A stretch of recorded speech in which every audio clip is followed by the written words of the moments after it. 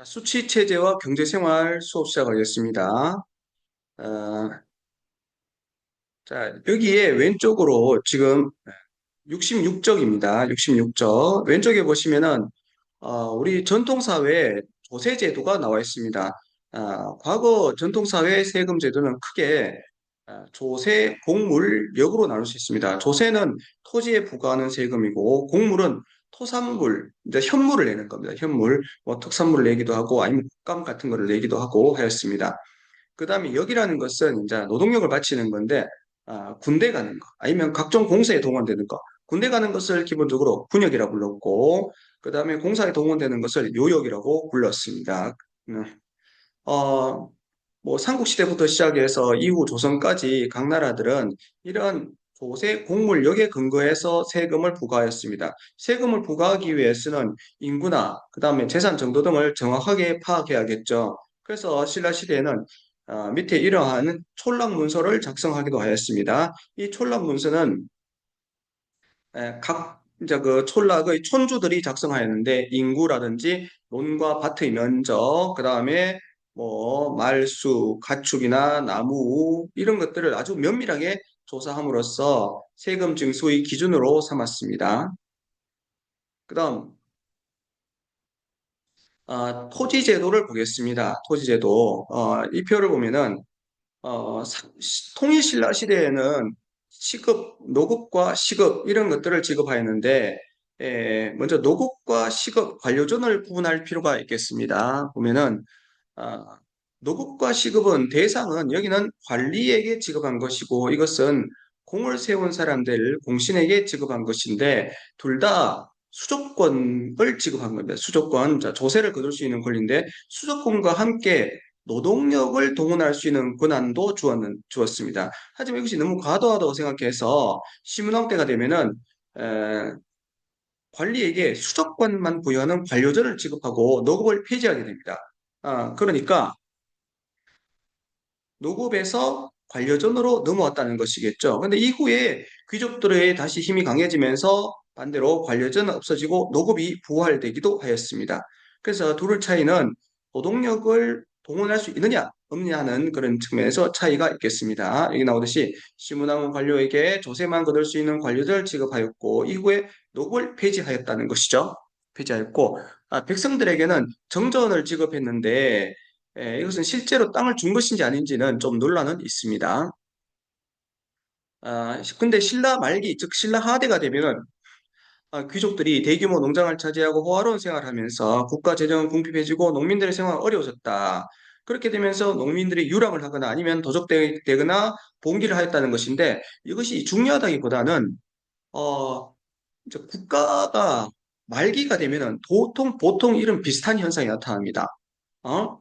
이제 권력자들이 대규모 농장을 차지하고, 그다음에 그들이 이제 백성을 수탈하고, 그다음에 조세를 이제 떼어 먹으면서 재정은 재정대로 어려워지고 농민들 생활도 어려워지면서 곳곳에서 이제 백성들이 봉기가 일어나는 그런 현상이 국가가 망하기 전에는 이런 현상이 많이 나타납니다. 나타나고, 자, 여기에 나와 있죠. 아, 노급과 그 다음에 관료전을 구분할 수 있어야겠습니다. 신문왕 때 일어나는 사실이라는 것도 기억하도록 하고, 그 다음 고려의 수치 체제와 경제는 넘어가도록 하겠습니다. 여기 보면 조세, 공물, 역을 기준으로 해서 구분을 해놨죠. 그 다음 고려의 토지 제도인 전시과 제도를 보겠습니다. 전시과 제도. 전시과는 관리, 군인, 향리들에게 직역이라는 것은 일을 하는 겁니다.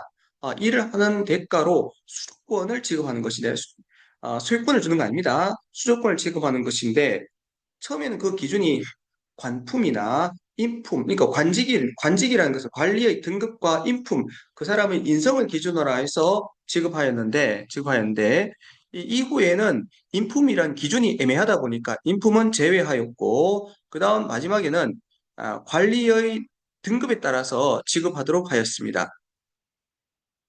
그리고 이후에는 이제 전직 관리에게 지급하는 것을 폐지하고 현직 관리에게만 지급하게 됩니다. 그것을 정리하면은 이렇게 될 수 있겠죠. 그래서 시정정식과에서는 어, 전현직 관리에게 인품과 간품을 기준으로 해서 지급하였고, 개정전시과에서는 전현직 관리에게 관품을 기준으로 지급하였고, 경정전시과에서는 현직 관리에게만 관품을 이제 기준으로 지급하였다는 사실 기억하도록 하고, 그게 여기에도 나와 있죠. 여기에도 나와 있으니까 같이 이제 보도록 합니다. 하고, 그 다음에 그 전시과는 뭐 이제 그 관리가 죽거나 관직에서 문을 닫으면 반납하는 것이 원칙이었지만, 공을 세운 사람이나 고위 관료에게는 이 반납할 필요가 없는, 즉 세습이 가능한 공험전을 지급하였다는 사실 기억하도록 합니다. 하지만 이 이후에 1100년대 이 문벌 귀족 사회가 발전하고 무신 정권위기를 넘어가면서 이러한 전시과 제도는 붕괴되었다는 것도 기억하도록 합니다. 그다음 조선의 수치 체제와 경제를 보겠습니다. 세종 때 이제 편찬한 농사에 관한 책 농사직설이 있었다는 거 여러분 잘 알 거고, 수치 체제를 보겠습니다. 수치 체제는 조선은 본래 고려 시대에 있었던 바대로 토지의 등급에 따라서 상중하로 나누고 그 생산량을 10분의 1 정도 거뒀습니다. 보통 국가에서 거두는 토지세는 10분의 1 정도입니다. 하지만 이후에 세종 때가 되면 전분 6등법과 영분 9등법을 실시하게 되는데, 전분 6등법은 토지의 비옥도에 따라서 6등급으로 나눕니다. 6등급으로 나누는데 여기 보듯이 면적을 달리합니다. 그러니까 수확량이 적은 것은 면적을 넓게 하고 수확량이 많은 것은 면적을 좁게 하는 식으로 하였고, 그다음에 영분 9등법은 그의 풍흉의 정도에 따라서 9등급으로 나눈 제도였습니다. 전반적으로 봤을 때 세금 기준이 명확해지고 백성의 부담이 줄어들었습니다. 들었고, 근데 곡물은 토성물을 현물을 내는 겁니다. 내는데 아, 집집마다 현물로 낸다는 거, 토산물을 낸다는 거 기억하도록 합니다. 집집마다 토산물을 낸다는 사실 기억하도록 하고, 여건 16세에서 60세 사이의 양인 남성들이 이 군역이나 아니면은 각종 공사에 동원되는 요역을 부과한 것입니다.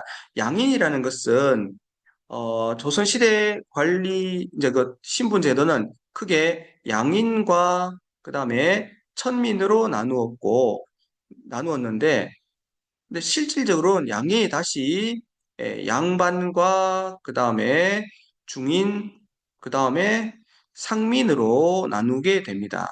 이 상민 안에 뭐 농민이라든지 아니면 수공업자들이 하는 사람들이 포함되어서 이 사람들이 평민 또는 일반인들이라 할 수 있습니다. 양반이란 것은 문신을 동반, 무신을 서반이라 불렀기 때문에 이 양반, 둘량자에서 양반이라고 불렀고, 그 다음 과전법을 보겠습니다. 위화도 해군 이후에 과전법을 실시하였다는 사실은 여러분이 잘 알 겁니다. 처음에 과진법은 현직 관리와 퇴직 관리에게 경기 지역의 토지에 한해서 수조권을 주는 제도였습니다. 어, 그 부상 당사자가 죽으면 반납하는 것이 원칙이었지만 예외적으로 세습이 허용되기도 하다 보니까 이제 지급할 토지가 부족해지게 되었습니다. 예외적으로 에, 이제 세습을 허용하면서 지급할 토지가 부족해지니까 세조 때가 되면은 현직 관리에게 위에서는 현직 관리와 퇴직 관리에게 주다가 세조 때는 현직 관리에게만 주는 직전법을 실시하였습니다. 그러다 보니까 관리가 거두는 양을 둘러싸고 농민과의 갈등이 발생하였습니다. 아, 그러니까 관리들이 규정보다 더 많은 조세를 거두는 문제가 발생하니까 성종 때가 되면은 관청에서 거두어서 관리에게 나눠주는 관수관급제를 실시하였습니다. 하지만 이것도 16세기에 이르면은 폐지되고 일종의 월급이라고 보면 되겠습니다. 녹봉만 지급하는 것으로 바뀌었습니다. 여기 보면은 자 과전법을 실시하였다가 나누어질 토지가 부족하니까 현직 관리에게만 지급하는 직전법을 실시하고, 그것이 농민과 관리의 갈등이 발생하니까 관청에서 거두어서 관리에게 지급하는 관수관급제로 바뀌게 되었습니다. 그것도 16세기 중엽 1500년대 중반 이후에는 폐지되고 녹봉을 지급하는 식으로 바뀌었습니다. 그 다음 공무를 보겠습니다. 어, 곡물은 여기 보듯이 아, 집집마다 각 지역의 이제 토산물을, 이제 구체적인 물건을 부과하여서 거두는 제도였는데 여러 가지 문제가 발생하였습니다. 어떤 문제가 발생하냐면은 어, 농민들이 국가에게 관청에게 내는 것이 원칙이었지만 국가가 여기에 생산되지 않는 물건을 부과하는 경우가 다수 발생하였습니다. 그래서 농민들은 다른 사람에게 대신 대가를 주고 이 대신 납부한 사람, 즉 박납인이라는 사람이 이걸 구해서 국가에 이제 대신 납부하는 일이 발생합니다. 그러니까 박납인이 대신 납부하고 그다음 농민들에게 대가를 받는데 이 대가가 너무 과도하다 보니까 그러니까 박납인이 너무 많은 수수료를 요구하는 거죠. 대가가 너무 과다하다 보니까 농민들이 부담이 상당히 큰 문제가 발생하여서 나중에는 이 대동법이라는 것이 실시되게 됩니다. 좀 이따 하겠습니다. 그 내용은. 원래 곡물 가격보다 훨씬 높은 대가를 받으면서 농민들의 부담이 늘어났다는 것 기억하고 여기에 있어서는 본래 군역의 문제가 있었는데 본래는 직접 군대 가든지 아니면은 군대 간 사람을 돕는 제도였었는데 1500년대로 넘어가면서 군대에 가는 것이 너무 힘들게 됩니다. 군대 가더라도 뭐 훈련을 받기보다는 각종 공사에 동원되는 등으로 인해서 상당히 이제 이것이 부담스러워하니까 다른 사람 대신 보내든지 아니면 포를 납부하여 군역을 대신하는 경우가 일반화됩니다. 군포를 납부하면서 이걸 대신하는 게 일반화되는데 그래서 이제 군대를 가지 않고 이제는 군포만 내면 되는 것이죠. 근데 이 군포의 부담이 너무 과도하여서 백성들의 큰 부담이 되는 것이 사회 문제가 되기도 하였습니다. 그다음 수치 체제의 개편을 보겠습니다. 양난을 거치면서 조선은 수치 체제를 개편하게 됩니다. 전세에 있어서는 이제 세종 때 만들어진 전분육등법, 연분구등법을 영정법으로 바꾸게 되고, 그다음에 곡물은 박납의 폐단이 늘어나면서 대동법을 실시하고, 군포는 포의 군포 부담을 줄여주는 균역법을 실시하게 됩니다. 그것을 정리하면 이렇게 볼 수 있겠죠. 자, 이걸 보면은 전세에 있어서는 전세 연도도 아니어도 됩니다. 영정법을 실시하게 되는데 그 전에 세종 때 실시한 것은 되게 복잡하게 되어 있었지만 영정법에서는 기본적으로 1결당 4에서 6도로 징수량을 고정하게 됩니다. 하지만 지주의 전세 부담은 감소하였지만 각종 부가세가 증가하면서 농민의 부담은 줄지 않았다고 하고 공납은 박납의 폐단이 심해지면서 자, 공납은 중요합니다. 박납의 폐단이 심해지면서 이걸 부과하는 방식이나 이미 기준이 바뀌게 됩니다. 그전에는 호를 단위로 하였는데 토지 결수에 따라서 쌀이나 삼배, 면포 등으로 징수하게 하는 쪽으로 바꾸게 됩니다.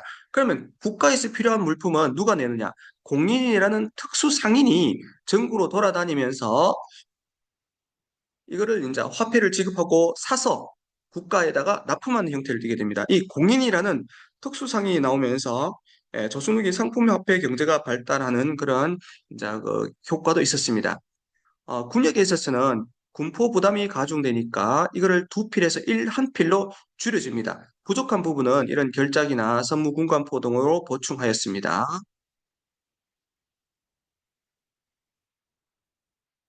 자, 영등법은 품종에 관계없이 1결당 4에서 6도로 거두는 것이고 곡물은 박납의 폐단이 크다 보니까 이걸 보겠습니다.